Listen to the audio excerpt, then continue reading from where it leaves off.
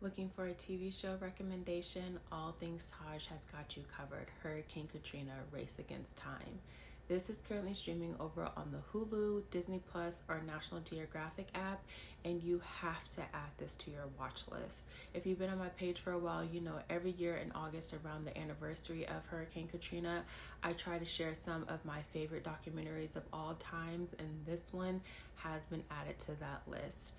With it being the 20-year anniversary this month, this was perfect timing for this documentary to come out, especially because there's so many people alive today that weren't alive for Hurricane Katrina, or they were too young to really understand the magnitude that this natural disaster was on the United States and all of the nitty-gritty taboo things that were exposed through this storm.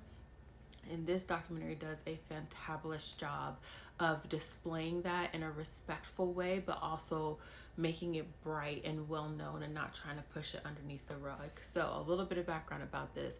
Of course, we know it's about Hurricane Katrina. There's a total of 5 episodes. They're all roughly an hour long.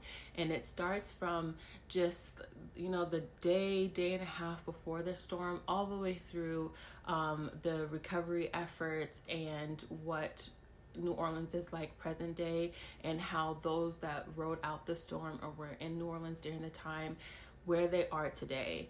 Some, if you've seen when the levees broke, there's familiar names in this documentary, as well as like General Honore, William Shakespeare, Eddie Compass, who was the police chief at the time. So a lot of the names are already familiar, whether you've watched previous documentaries or the news coverage. But when I tell you this was pure perfection, they did such a good job on this. I cannot express enough, especially because so much time has passed. So they were able to compile not only media footage that they had, but all of the footage that people may have turned in or saved or recorded themselves during the storm, and being able to compile it in such a respectable way to honor not only those that rode out the storm and those that may have passed, but also honor the culture that is New Orleans. So I love it. One of the things that stood out so profoundly to me was the population shift in the lower 9 from right before the storm hit to present day. I think the date that they gave was 2022.